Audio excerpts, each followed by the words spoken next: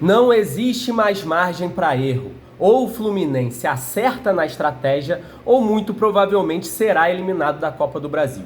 Se tem uma coisa que a história nos mostra, a experiência nos mostra, é que a melhor estratégia para enfrentar os times do Diniz é uma estratégia de marcação no campo de ataque.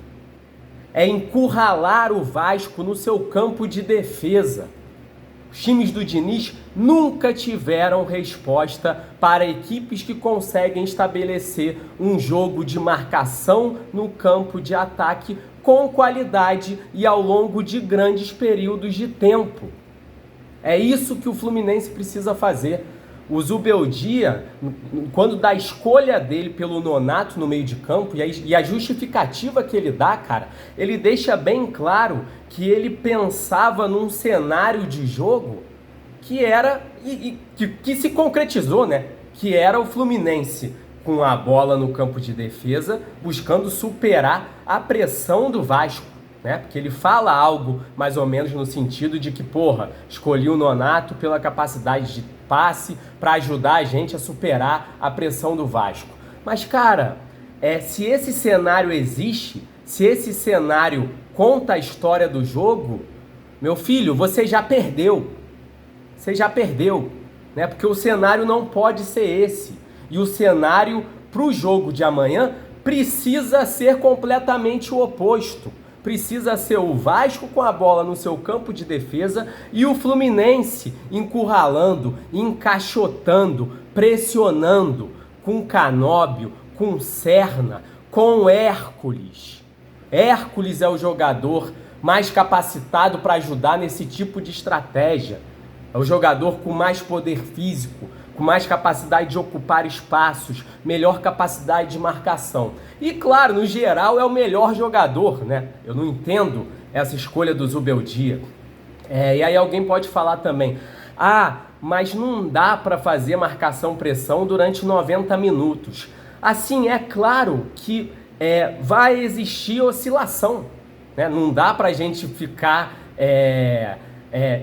impondo ao Vasco um jogo lá no campo de defesa deles durante 90 minutos. Né? Vão ter momentos em que o Vasco vai ter a bola no ataque. Igual no jogo de quinta, né? A gente teve momentos em que o Fluminense também teve. Mas qual foi a história do jogo? O que foi dominante no jogo? Foi o cenário de Vasco com a bola no campo de ataque.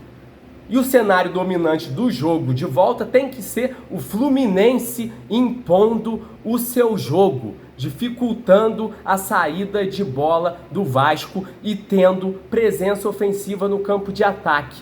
E para isso, cara, a gente não precisa correr igual maluco o tempo todo, fazer uma marcação de correria louca que o time não aguente durante 90 minutos.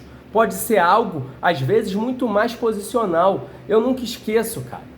Daquelas semifinais, falando em semifinal de Copa do Brasil, né? Eu nunca esqueço daquelas semifinais de Copa do Brasil de 2022 contra o Corinthians, em que no segundo jogo o Vitor Pereira coloca o Corinthians para marcar no campo de defesa do Fluminense durante 90 minutos. Durante 90 minutos, só que foi uma coisa muito mais posicional, de jogadores posicionados ali no campo ofensivo, no campo de defesa do Fluminense.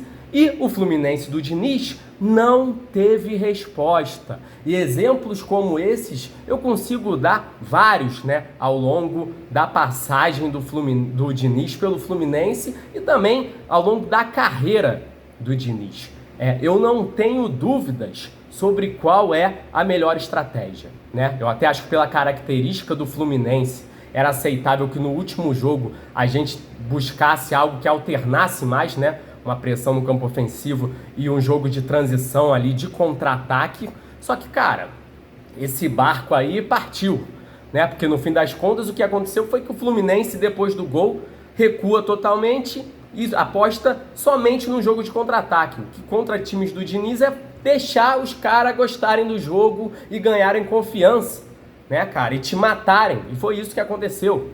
Isso não pode acontecer. E claro que para o jogo de volta, essa alternativa nem existe, né? De contra-ataque, transição, em um momento ou outro ali da partida, né, aleatório, pode acontecer. Mas falando em estratégia de jogo, não há outra alternativa que não seja a alternativa de imposição, de buscar presença no campo ofensivo, de encurralar a saída de bola do time do Vasco. Né? É isso, galera. Assim, é claro que futebol é louco, né? Às vezes o Zubeldia não quer fazer isso e mesmo assim o time ganha. Até porque é aquilo, não basta só a estratégia correta. O time precisa, nesse jogo, mostrar o espírito de campeão que não mostrou no último jogo. Né? Precisa fazer isso. Né? E precisa dar um jeito de ganhar. A estratégia certa ou a errada. Foda-se, tem que dar um jeito. É time campeão? Tem que dar um jeito. Vamos lá, galera. É isso. Saudações tricolores. Grande abraço. Valeu!